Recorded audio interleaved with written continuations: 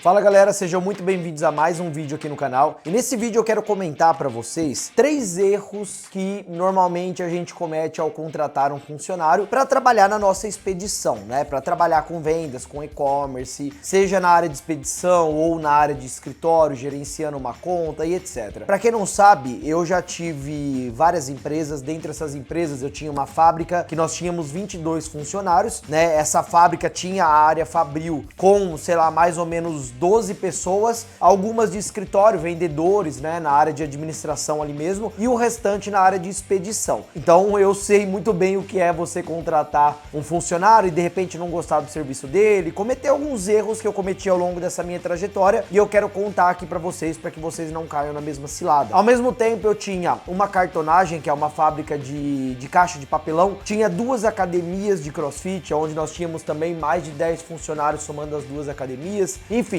somando todas as empresas, dava em torno de 44 funcionários. Era bastante gente para gerenciar, né? E ao longo desse período de contratações, eu cometi alguns equívocos, alguns erros, que eu quero compartilhar aqui com vocês para que vocês fiquem atentos na hora que for contratar uma pessoa. Eu listei aqui 3 principais erros, que na minha opinião foi o que deu mais trabalho para mim. Primeiro erro, né? Vamos começar aqui pelo ponto número 1, que é contratar pessoas sem nenhum tipo de experiência. Isso é uma coisa que no começo, principalmente falando da parte de e-commerce, a gente tem aquela mentalidade de pagar muito barato, né? Então, porra, vamos contratar uma pessoa desqualificada, uma mão de obra desqualificada, e a gente treina essa pessoa, né? Esse é o pensamento natural que vem na nossa cabeça, porque a gente quer pagar barato. Então, se a gente puder pagar R$ 1.300 um salário mínimo aí no funcionário, tá ótimo, né? Então a gente pega um cara que não tem tanta experiência, capacita essa pessoa e essa pessoa vai desempenhar um bom trabalho. Ok, no começo, quando você tem pouco recurso para contratar uma pessoa qualificada, a gente não tem muito para onde sair, né? Para onde fugir. Então você tem uma empresa de e-commerce, está começando a dar certo agora, você vai contratar o seu primeiro funcionário e você vai atrás de uma pessoa com custo barato, né? O mais barato possível ali, para você não desprender de tanto recurso financeiro no começo, com uma pessoa que simplesmente vai te ajudar a embalar uma caixa, né? A emitir uma etiqueta. Aí você me fala assim, pô, Diego, mas eu vou contratar uma pessoa qualificada para fazer isso, sendo que é tão simples, né? Uma função tão simples de executar. Não é mais fácil eu ensinar a pessoa como deve embalar minha caixa, como deve imprimir uma etiqueta, né? Como deve colar uma etiqueta, como deve levar até uma agência do correio, do Mercado Livre. Sim, né? Na teoria é isso mesmo. Você contrata uma pessoa e treina. Eu fiz isso por muito tempo, por isso que hoje eu tô aqui contando para vocês 3 erros que eu cometi. Agora, olha só, não tem problema, para quem tá no começo e não tem tanto recurso financeiro para contratar, não tem problema você contratar uma pessoa sem experiência, e presta atenção nisso que eu vou falar agora, tá? E treinar e capacitar essa pessoa. Agora, uma coisa que você deve ficar muito atento é a questão da capacidade de aprendizagem dessa pessoa e a capacidade de obedecer ordens dessa pessoa, né? Porque muitas vezes você contrata uma pessoa para capacitar ela e como ela tá totalmente crua naquele assunto, você fala, bom, beleza, eu tenho aqui 3 meses de experiência, nesses 3 meses eu vou capacitar ela e ela vai exercer uma função. Só que daí que mora o perigo, né? Por quê? Porque muitas vezes você vai capacitar essa pessoa e você descobre depois de um tempo que ela não é tão boa para aquilo, que ela não exerce aquela função com qualidade máxima, né? Que ela é uma pessoa mais lenta, porque isso vai muito do perfil da pessoa. Tem pessoas que são mais aceleradas, principalmente quando a gente fala de expedição, certo? O cara tem 200, 300 pedidos por dia. Quanto mais lenta a pessoa é, que muitas vezes não é nem culpa dela, é o perfil da pessoa e a personalidade. Talvez a pessoa não fosse boa para exercer aquele cargo, mas um cargo de concentração, de emissão de nota fiscal, de separação de produto, mas não para embalar. Então muitas vezes você vai perceber isso com o passar do tempo. E aí é tarde demais, porque já passou o período de experiência, e aí você pensa em mandar essa pessoa embora e ter que pagar todos os encargos ali para mandar uma pessoa embora e tudo mais, né? Então é uma coisa que você tem que ficar atento. Agora,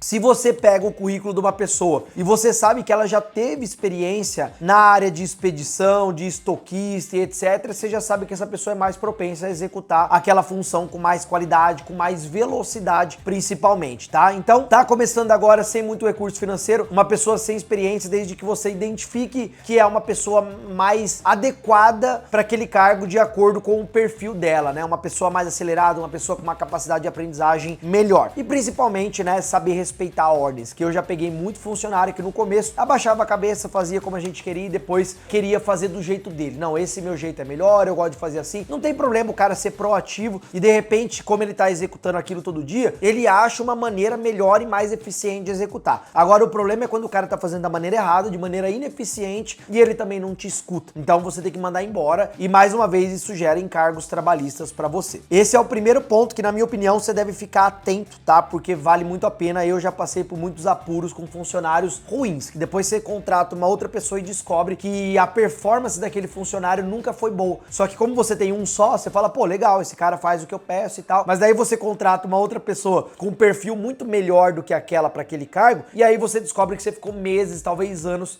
com um funcionário ruim. Segunda coisa, cara, esse pra mim foi um aprendizado que eu tive ao longo de vários anos empreendendo, e depois de um tempo eu falei, putz, isso daqui é real, é real. Que é o seguinte, você tentar mudar a cabeça de um funcionário ruim. Então o segundo ponto é achar que você pode mudar um funcionário. Cara, presta atenção no que eu vou falar aqui pra vocês agora. Eu fui uma pessoa que ao longo do tempo, eu sempre dei segundas chances pra vários colaboradores. Então, eu cato um cara que muitas vezes não era bom pra aquela função, ou que você sabe que muitas vezes quando você contrata por um período de experiência, 3 meses, o cara dá o sangue pela empresa. Ele trabalha bem, ele é o primeiro a chegar, ele é o último a sair, ele faz tudo certinho. E depois você descobre que aquele cara, ele começa a fazer corpo mole. Seja porque ele tá querendo algum tipo de aumento, alguma atenção, ou porque você tá cobrando mais ele do que outro colaborador, e o cara começa a se sentir injustiçado, e ele começa a fazer corpo mole, trabalhar pior e tal. E eu já cometi vários erros no sentido assim, bom, cara, ó, a sua produtividade caiu, então é o seguinte, eu vou pagar um pouco mais aqui pra você voltar a performar, pra você voltar a trabalhar bem como você trabalhava no começo.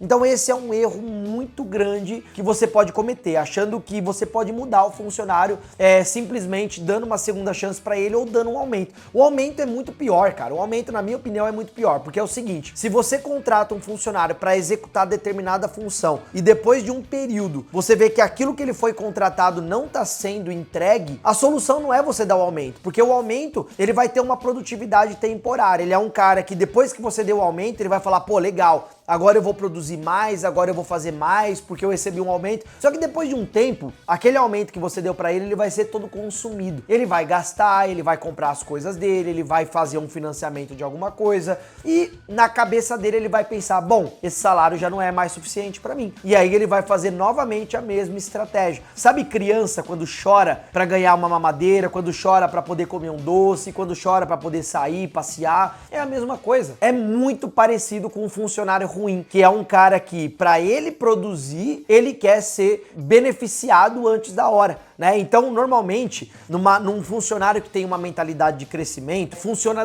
de maneira totalmente oposta. É um cara que entrega muito mais do que aquilo que ele foi contratado para ele merecer aquele aumento. Então ele fala assim, bom, eu fui contratado com um salário de X para executar essa função. Se eu executo mais do que essa função, com mais qualidade do que eu fui contratado, automaticamente eu quero ser reconhecido por aquilo. Mas não porque você fez corpo mole, mas porque você entregou muito além da conta. E, consequentemente, o seu patrão vai reconhecer de alguma forma. Eu sempre reconheci os funcionários que tinham uma capacidade de entrega muito maior do que outros, ou acima daquilo que ele foi contratado. Então, um erro muito grande é a gente achar que a gente pode mudar a cabeça de um funcionário, ou dando aumento pra ele, ou conversando. Quantas vezes eu chegava pro cara e falava, cara, seguinte, aqui você tá tendo uma oportunidade de aprender, aqui você tem vários maquinários para trabalhar, você pode sair daqui um soldador, um fresador, um torneiro, então eu vou te dar uma segunda chance para você tentar melhorar, para você pensar no seu futuro. Cara, era coisa assim que resolvia por 1, 2 semanas e depois voltava a mesma coisa. Então prestem muita atenção nisso, tá? Dá a segunda chance para funcionário. Quando você vê que o cara já tem essa mentalidade de fazer corpo mole, porque ele quer alguma coisa, o melhor caminho, na minha opinião, já é se desfazer. Se desfazer. Falar, cara, infelizmente, você não serve mais para minha empresa, eu,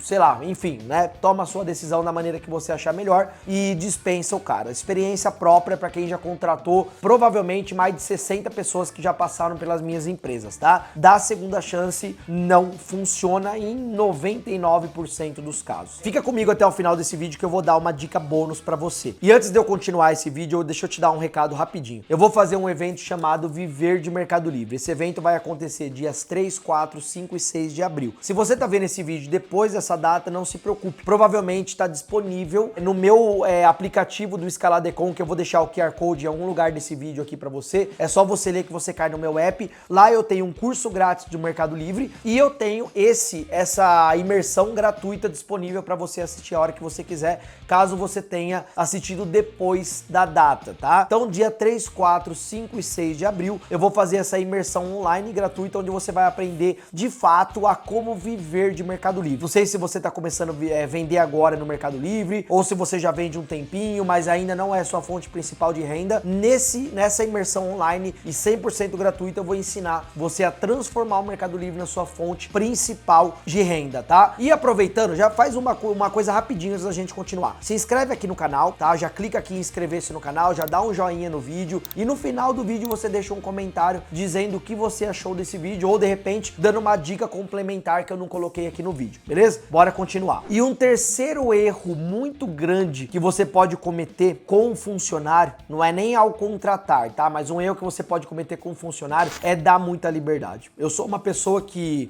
eu tinha uma mentalidade assim. O meu pai, ele foi dono de comércio e esse comércio vendia para muitas indústrias, né? E eu ia visitar essas indústrias e tal. E nessas indústrias você via muito o chefe carrasco, sabe? Aquele chefe que maltrata funcionário, que distrata na frente de todo mundo, que faz... Porra, e quando eu comecei a empreender e eu tive a minha fábrica, eu falei, velho, eu vou ser uma pessoa totalmente diferente. Eu vou ser amigo dos meus funcionários. Eu vou ser uma pessoa que o funcionário vai falar, cara, esse cara aí é meu camarada, entendeu? Ele é meu patrão, mas eu gosto tanto dele porque ele me ajuda, ele é gente boa, ele não sei o que, não sei o que. E, enfim, eu queria ser amigo dos meus funcionários. Esse foi, na minha opinião, um também dos maiores erros que eu pude cometer. Teve funcionário que eu levei pra dentro da minha casa pra beber uísque comigo na época, fumar um charuto junto comigo e acabou me processando, né? 2, 3 funcionários que eu fiz isso. Na verdade, 3 funcionários que eu levei pra dentro da minha casa, 2 acabaram me processando. Então é assim, por mais que você dê liberdade para um funcionário, que você queira trazer essa conexão, né, de quase amizade ou de uma real amizade ali com ele, você vai perceber que isso vai te limitar em algumas coisas, como por exemplo, quando você tiver que ser mais incisivo, quando você tiver que cobrar mais esse funcionário, você vai ver que muitas vezes ele não vai gostar. Ele vai pensar assim, porra, Diego, mas eu achei que você fosse meu amigo, né? Agora você tá me cobrando dessa forma aqui, não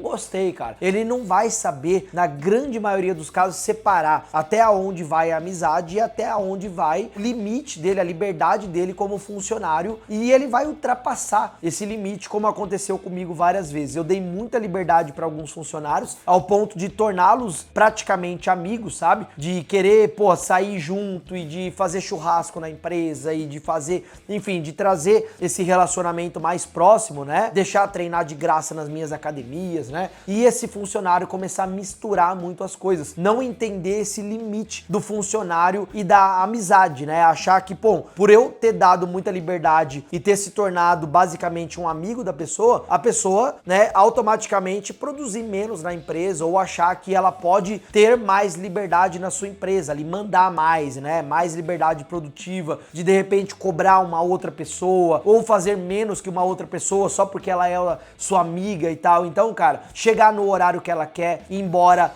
antes do horário, ter um pouquinho mais ali de liberdade na hora do almoço, isso é um erro muito grande que você pode cometer. Só que o outro lado também é muito ruim. Você ser extremista com o seu colaborador, normalmente vai gerar uma sensação ali de, muitas vezes, de raiva, né? De ódio, de desprezo ali por conta do funcionário, que pode acarretar em baixa de rendimento no trabalho, né? E de repente até uma briga com você, né? O cara pedir demissão e muitas vezes querer dar continuidade nessa briga através de um processo e tudo mais. Então você ser muito carrasco com o cara também não é o caminho. Obviamente, você tem que ter uma relação o mais saudável possível, só que dentro dos limites, né? Dentro dos limites do que é uma amizade, do que é ter um colaborador. Tudo tem um limite, ó. Até aqui você tem liberdade pra ir. A partir daqui eu não te dei liberdade, tá? Só que também não ser tão carrasco, cara. Saber dosar, né? Dar liberdade pro cara, só que até certo ponto, tá? Reconhecer também esse funcionário, saber